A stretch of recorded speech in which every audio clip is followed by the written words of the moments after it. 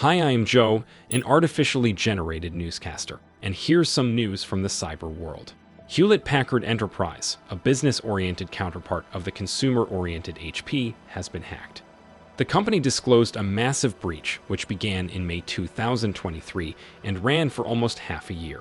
The company said that only a small number of mailboxes belonging to cybersecurity specialists and other employees were affected. However, the fact that the attackers had their eyes on the company's most sensitive emails for half a year is quite serious. This intrusion may remind you of the breach Microsoft disclosed a few days ago, and apparently they had the same culprit.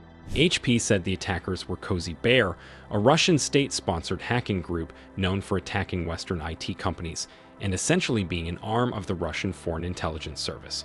HP said this hack is connected to a previous one, when the same group breached HP's networks last spring and exfiltrated some SharePoint files.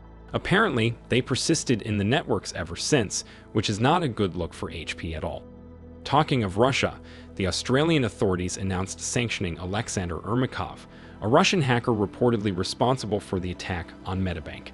Australia's largest health insurer was breached in 2022, and the personal data of almost 10 million Australians was exfiltrated. According to the authorities, Ermakov was the leading force behind the attack, although it wasn't revealed how that was determined. The attack was perpetrated by Blog XXX, which is believed to be a spin-off of REvil, an unfamous and now disbanded Russian ransomware group. While many of REvil members were arrested, Ermakov remains free. And considering that he most likely resides in Russia, there is very little chance the law ever finds him. In other news, a new type of cyber attack is on the rise, called Bring Your Own Vulnerable Driver, or BYOVD. It appears to be all the rage among cyber criminals. The dishonorable lineup of groups that perform this kind of attack was recently joined by a newcomer called Kasseika. It is a malware strain that bears more than a resemblance to the tools used by the defunct Black Matter. Black Matter, in turn, was a respawn of the Dark Side, an infamous gang that performed the disastrous Colonial Pipeline attack. It's too early to say if the old Dark Side gang is now reborn as Kasseika, or somebody else is simply using their tool. However, the result is the same. BYOVD attacks use vulnerability in a driver to bypass antivirus protection. They are extremely dangerous, since a single old unpatched driver can lead to a breach. And let's move on to the Middle East. Yet another exchange of virtual fire happened as hostilities in the region continued. Gaza Strip sustained yet another total telecommunications blackout at the same time as an attack on Pelephone. A major Israeli mobile operator disabled it for a while, leaving scores of people without connection. The responsibility for the latter was taken by Anonymous Sudan, a Russia-affiliated hacktivist group who said they caused significant damage to the Israeli company. However, at the same time, something at least slightly positive happened. I know, hard to believe.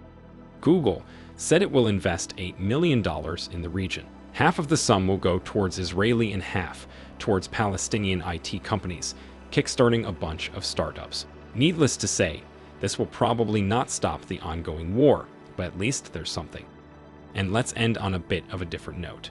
Gazeta.ru, a Russian state-supported newspaper that previously doxed Killnet, the leader of Killnet, published an extensive interview with none other than BTC, the new leader of the infamous gang.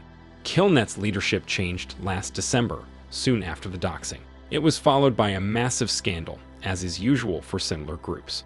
And now, in this interview, the new leader admits not just overtaking, but actually buying the group with a sum somewhere between $10,000 and $50,000. He also admits that pretty much the entire lineup of the gang disliked the change and left, leaving the buyer with nothing but the name of the once famous entity.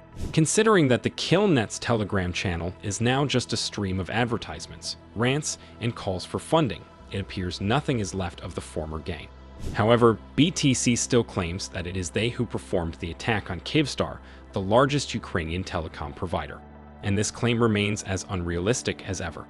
It has been established that Kyivstar hack began over half a year ago and was an extremely complex operation, most likely perpetrated by the Russian military.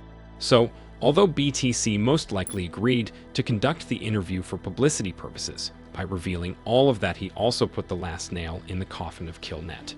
The following of their social media pages has been falling ever since the change, and it's doubtful any publicity stunt is capable of revitalizing the group. By the way, back in the day, I generated an extensive dive into the leadership change and the ensuing excrement storm.